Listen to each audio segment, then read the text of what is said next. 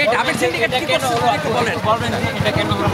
ভাই ডাবের syndicate private মহানগর ন্যাশনাল 7 কলেজ কাউকে জায়গা দেয় নাই, আগেও এখনো দিবে না। টার্গেট করে মধুর ক্যান্টিনে করছে, 20টা পোলাপান নিয়ে বসে আছে ভিতরে, ওরা স্লোগান দিচ্ছে। আর এখানে যে আমরা 100 পোলাপান বাইরে দাঁড়িয়ে আছি, ডাজন্ট ম্যাটার, ওদের কাছে শুধু ওদেরটা দায়ভার।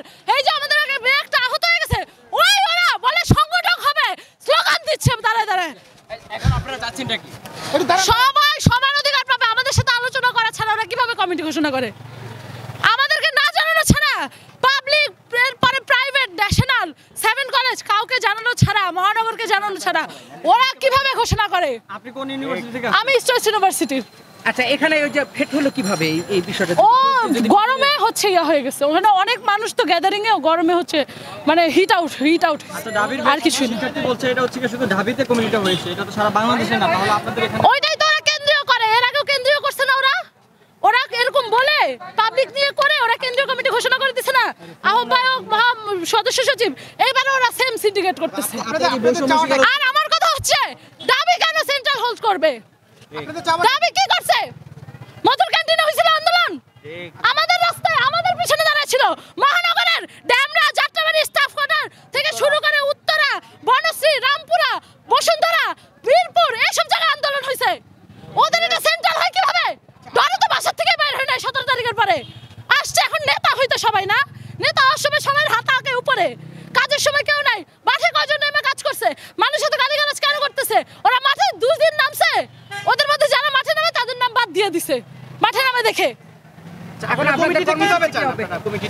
কমিটিতে রিফাত রশিদকে থাকতে হবে, প্রাইভেটের একজন থাকবে, মহানগরের 20% থাকবে, পুরো প্রাইভেটের 40% থাকবে, তারপর হচ্ছে পাবলিক যেগুলো আছে ওইখান থেকে 20% থাকবে।